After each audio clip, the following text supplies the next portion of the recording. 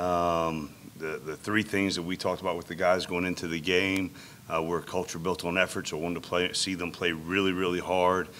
Competition is king around this program. Wanted to see them compete at a high level against the #1 team in the country, and then whatever bad things or bad circumstances might happen to us, stay together and keep playing hard and playing for each other. And I thought all three of those things they did really at a high level, so I was proud of them. I know there's a lot of talk afterwards about, me interacting with the guys afterwards, but that was just a spontaneous, genuine appreciation of all the hard work they've been through, transforming this culture, going from 11 years of a triple option offense and now running a spread-based attack against a really good defense. Just was really proud of them. Obviously, don't want to be satisfied with not winning football games because that's what we're trying to do every single week. But the effort, the competitiveness, and them playing together and play for each other was there throughout.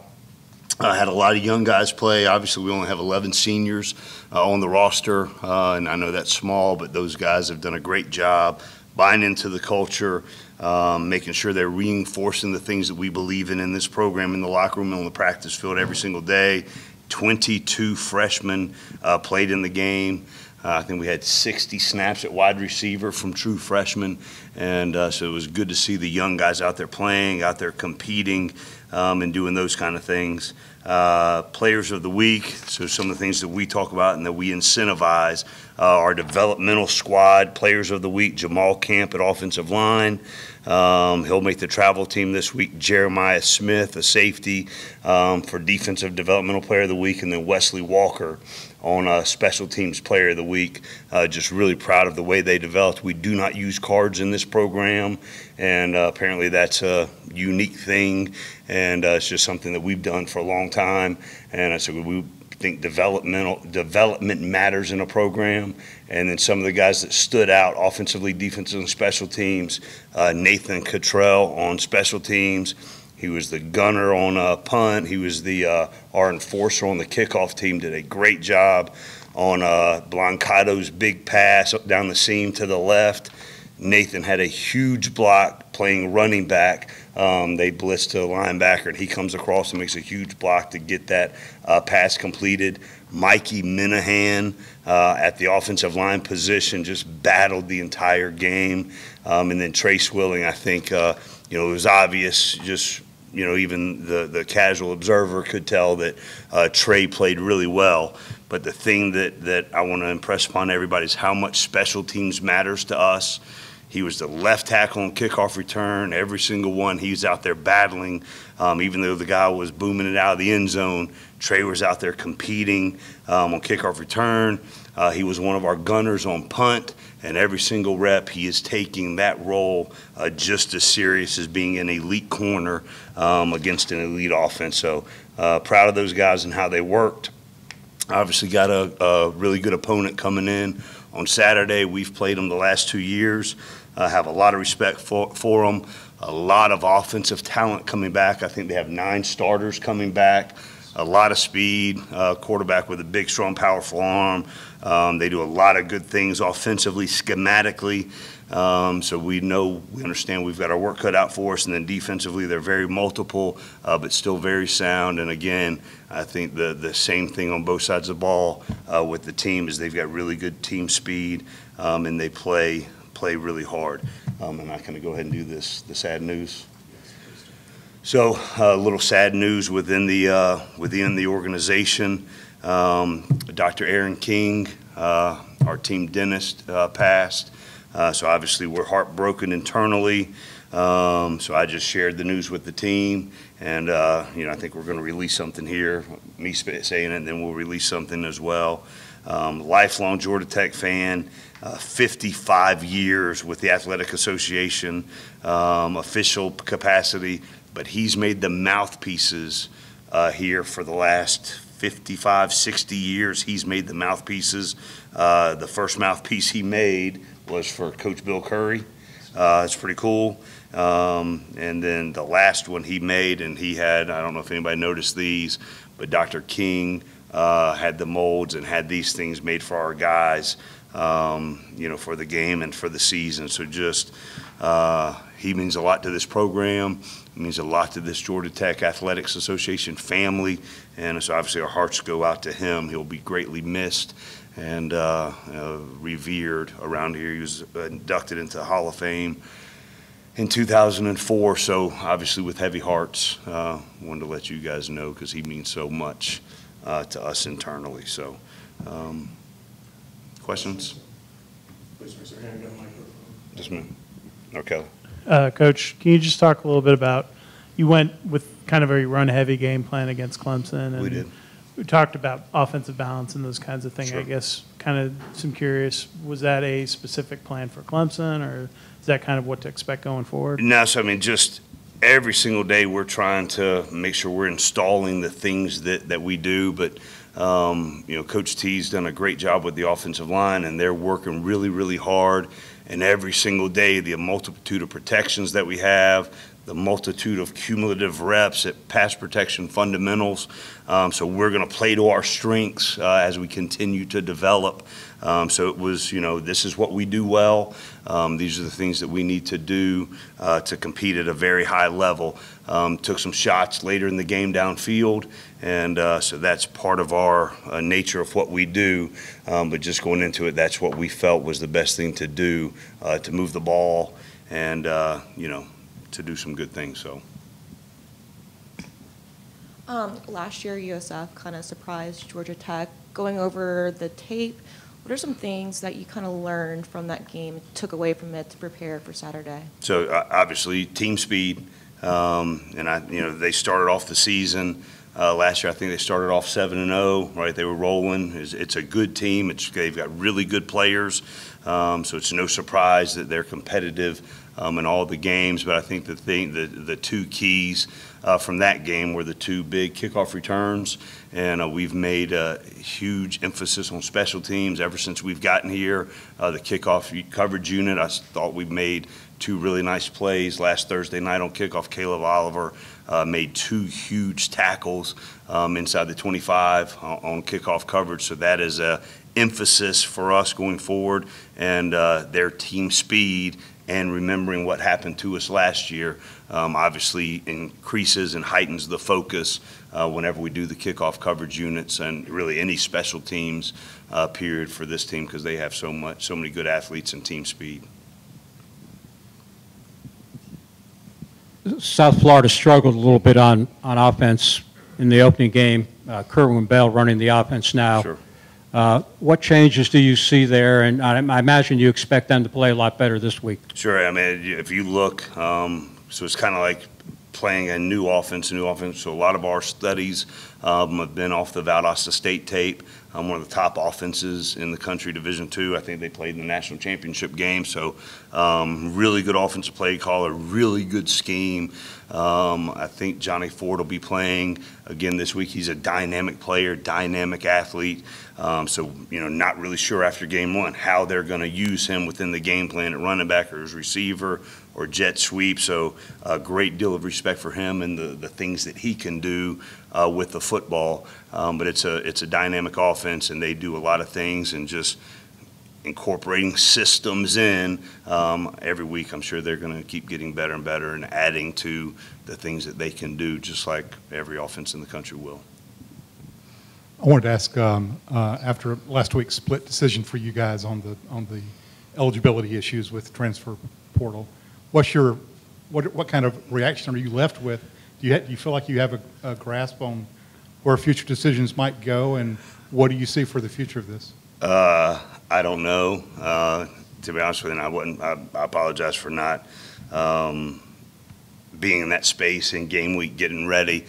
Just the only thing I know is our players, really matter to me, regardless of how they ended up coming here, whether they were here previously or we brought them in. They mean so much to me, and their successes, I feel pride when they have success. Their hurts, I feel hurt when they're hurting.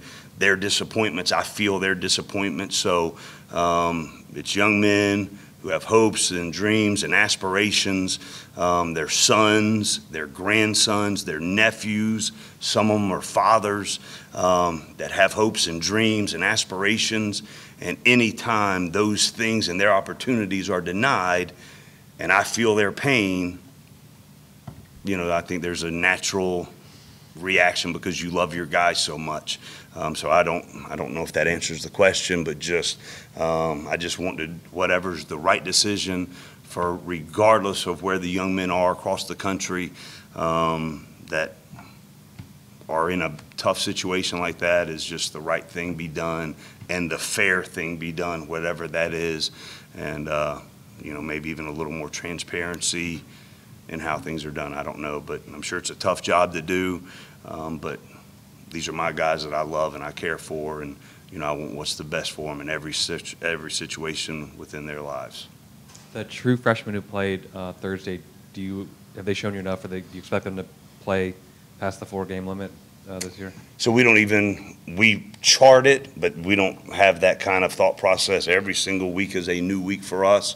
Later in the season, if there's been some runs where they're not playing, we might calculate that, but right now it's every week who can work to be above the line, who can work to contribute. A young man that stands out is Kenan Johnson.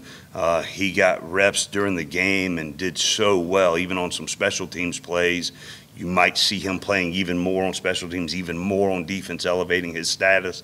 Demetrius Knight, Chico Bennett are two others that pop off that really did a nice job when they got the opportunity to play, to contribute, to do a really nice job for us. Dylan Leonard, Dylan Devaney, Kalani Norris, Jemias Griffin, some other names, I'm sure there's more, that were out there playing, competing, and earning more playing time. And I know we released basically a repeat of last week's ATL sheet. So what we do, we don't make those decisions until Thursday. So we give them a full week of practice to determine how well they practiced, how well they know the game plan, because everything we do in this program, practice is everything, because how you practice is how you play. So we'll set that chart on Thursday, and I guess we'll release it Thursday afternoon or something, just how we see going into the game, you know, the reps that they'll play and all those kind of things. So it'll be an ever-going weekly discussion. So every Thursday, so we practice in the morning. We have our noontime tradition as a coaching staff right afterwards, which is pretty good. And then we have a huge meeting, and we call the meeting Playing the Players. So how we're going to play the players, who's earned their reps, how we see each guy, what series they'll go in, those kind of things going forward to get ready for the game.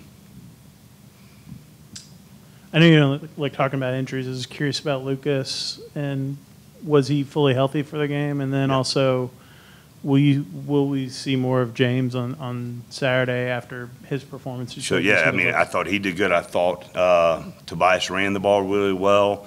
I thought James threw the ball really well, and just trying to find creative things. Lucas had a really good 2 days of practice, and what a great teammate that he is. Just to come in there, I don't know if he played the last 2-minute drill of the first half. Didn't really get some looks to really show some things that he can do or he'd been doing in practice. But I would say it's fair to say all three will play. And, you know, they've got a good complement. There's a good mojo in the room together. They work really well together.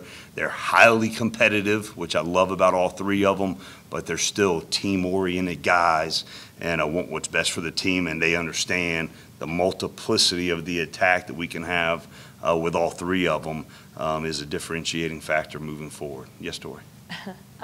So you kind of already hit on this, but I did want to circle back.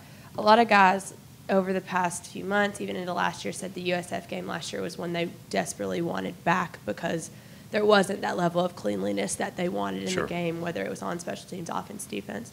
I guess in that, and you did kind of say this, but in what way have you seen the attention to detail and focus in cleanliness? I guess as you guys start prep, how have you seen that kind of shift? Sure, but I think that just goes back to our evaluation of last Thursday night. We played really hard, we competed, and we stayed together. But there were times the attention to detail and guys just committing to doing their job was lacking at times. I think there were 9 of their plays, had half of their yards offensively, and just jumping out of gaps or trying to do somebody else's job or not keeping the ball on the proper shoulder, whatever it may be, against an elite talented team or talented individuals. That misfit against some teams might hurt you for 12 yards. Against a team with players and an elite running back, that play is going to go for 90. So just the cleanliness of doing your job, trusting your teammates to do theirs, and we hold each other accountable within the organization and say, here's what happened for the whole world to see, for the whole defense and offense to see. Here's why this play happened. 9 guys did really well, did their job. These 2 didn't keep the ball on the proper shoulder. It went for 90. So don't you other 9 start trying to do something else when this was the issue. So the trust, the accountability, and everybody understanding that we're going to get better, that's the key. So just cleanliness, execution. I thought, excuse me, the penalty part of the game, we only had 2 penalties, so we worked really, really hard. We have referees at every practice throwing flags and making sure we're addressing that the entire preseason. Kind of paid off, so we just need to play really clean football in all phases and not lose effort, not lose competitiveness, and those kind of things as we move forward. I guess when you look at South Florida's defense, and you saw what number 55 did, you can't allow him to have that kind of game this Saturday if the offense is going to be successful. Yeah, a really good player. But I just think the whole thing is their team speed and the multiplicity of things that they do on defense. So just understanding what they're doing versus the different formations and the different looks, and just execute at a high level. You mentioned the attention that you received about greeting your players off the Sure. field. You'll be in the spotlight again when you come onto the field Saturday for your first home game. Can you share what you think your emotions will be like for a game you've waited a long time for? When I come onto the field. Yes, your first home game. I'm excited. I mean, I was excited going into this game. I'm excited anytime that you can be a part of intercollegiate football and intercollegiate athletics and play at a high level in this league, in this stadium is special. But the thing that I took away from last Thursday night is just being with our guys, competing with our guys that I've grown to know and to love and respect, and to go out there and compete against another team. I think those things are special. I was telling Andy Dimitra when I was a little guy, our Thanksgiving tradition was to come watch the Georgia Tech Georgia Thanksgiving JV game. That's how we would start our day, Thanksgiving Day. I'd sit up there in the top of those bleachers and watch the game, and then we'd go to have Thanksgiving dinner. I remember junior and senior in high school coming here for unofficial visits to watch games as a recruit, and then as a GA and a tight ends coach and director of player personnel, being involved in games in Bobby Dodd. So it's going to be special, but the thing that makes it the most special is just the guys that I've gotten to be so close with, and having them have an opportunity to compete, play together, and represent this great institution at a high level. That's the thing that really matters to me the most. So 20? I'm kind of curious, seeing Wisconsin shut out USF, does that kind of change the way change the way you attack USF and maybe their offense? So obviously, as you're scouting an opponent, you look for similarities between what you do schematically on defense and what the teams that have done well do schematically on defense. So you try to take some things away from it, but you still have to maintain what is relative to how you prepare, relative to the schemes that you use, the pressure packages that you use. But I do think the Wisconsin did a nice job. They've got really good players, really good coaches. The scheme isn't entirely what we run, but you still try to take things away, third down package-wise, that guys can see themselves doing and being able to play Saturday. Coach, I know internally it probably wasn't the deal, but last week I think people outside of this building didn't have a whole lot of expectations for your team. Now that you get a non-Power 5 team, is there more pressure to go out and get that first win for you and for your guys? So the pressure we put on ourselves is every single day. Every single day that we walk out there on that practice field is to get better every single day.